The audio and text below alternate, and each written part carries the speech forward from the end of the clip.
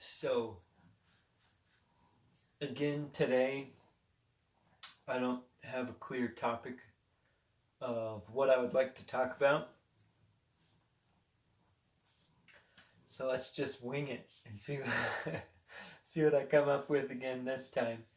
Um, right away, a book. Well, two books come to mind. One called "Steal Like an Artist," but that one comes to mind because I was just looking at it.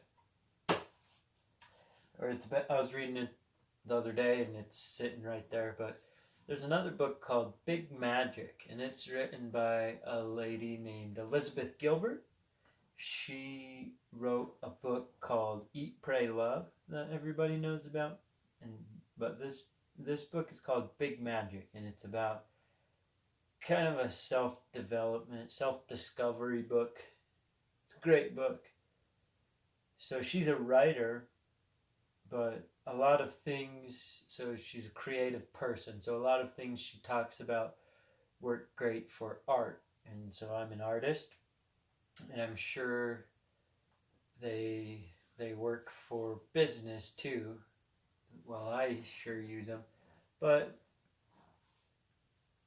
um, right away, the thing that comes to mind is she talks about she made a promise to herself that she won't force her art, her creative side, to pay the bills. So, I see a lot of artists eager to sell their art, which is cool. I think it's awesome when somebody can start selling their stuff. But I feel like there's a lot of people that put too much pressure on trying to force their art to pay the bills. You got to pay the bills. But artists, we like to do our thing and we like to do our own thing. So it's tough to do your own thing and sell it and pay the bills. Because at first, when people are starting out, you don't have a following. You don't have, you don't have people looking for your work. So oftentimes, when you go and put yourself out there, people will ask for, they'll say, wow, you're a good artist, I like your work. Would you be interested in doing a portrait? Or would you be interested in painting my dog? Or painting this building I like? They'll give you an idea, but they'll commission you, and they kind of want it. They kind of like your style, but they have a pretty good idea of what they want. And so you're more forced to create what they want.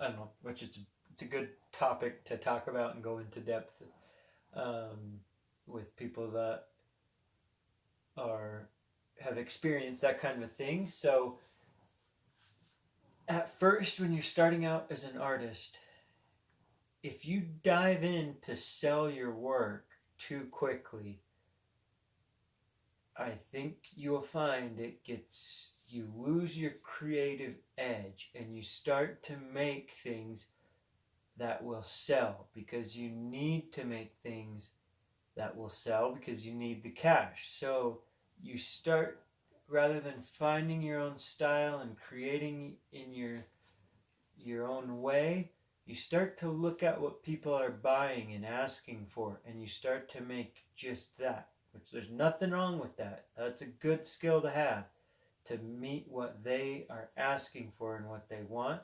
But a lot of artists get frustrated and sick of it, and they just want to be left alone to do their own thing.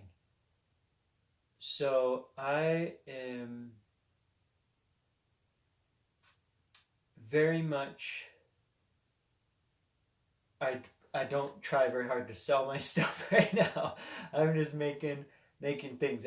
I feel very blessed to be able to manage an art studio where I have my foot in the door of being around art and being involved and I get to grow and learn and see other people's art, that kind of thing. But the thing earning my income is managing the art studio, and I also do property management for an office building. So it's not um, it's not really my art. My actual art is a very small part of my income. I do teach a few classes, so that is doing art, but or selling my art, I guess. But Elizabeth Gilbert talks about, she's not above waiting tables if she needs, like she will, when her creative work, when her writing is paying the bills, she says that's cool, this is great, and she keeps going with it. But if it's not paying the bills, she doesn't sit down and say, like, what do I need to write? I need to sell this. Because I need to pay the bills. So she'll go get another job and earn an income and give herself the creative space to create, the creative brain space to be able to create, and then go from there. So I am very confident, and I believe in my art journey. My art will sell. It will become, one day it will be what I do full time. Right now I'm not ready for that. I'm still learning and developing so much skills. I do every once in a while enter some stuff in some art sales, do one or two pieces, but I am not at all involved in going to different craft shows and art sales and like dedicated to getting my works put out and selling it. I probably should be a little bit more about that and getting it out there, but I just make stuff and post it on Instagram and tell people about it. You can't hardly talk to me without me blabbing about art. It's who I am. It's down to my core. I just believe I am an artist, and it's what I do. It's who I am. So eventually, it will sell, and I will earn an income from it. But I have full confidence in that. So I'm not too worried about diving in right now. So I hope, if you, whatever kind of creative work you do, I hope you give yourself the space to learn and create, even if it's, so I talk a lot about art, but even if it's in coaching, that kind of or business, try out small things, do hobby things, try out different things for fun, and don't lose that. Don't force, if you want to do coaching, don't dive in too early and lose the passion, and it needs to pay the bills before you're ready. If you take the time to, so they talk about dabbling and diving in. You can dive in and not dive in so much that it has to pay the bills. Like art, I dove completely in. All of my time after work is spent thinking about art and doing art, that kind of thing. So you can dive in, but dive in doesn't mean force it to pay the bills. So so that's the message for today from a book called Big Magic by Elizabeth Gilbert. She's great. That book has tons of information in it that is wonderful. She's a great writer. That's a great book. A lot of good ideas, how to stay creative, how to get creative ideas. So don't force your creativity to pay the bills, all right? If you're struggling with some bills, think about what kind of skills you do have and you have earned in your past, and find something that you can do that pays well. The best that you can, of course you want a good income, and block out some time for some creative space and just keep creating No matter what kind of work is your creative work, keep doing that.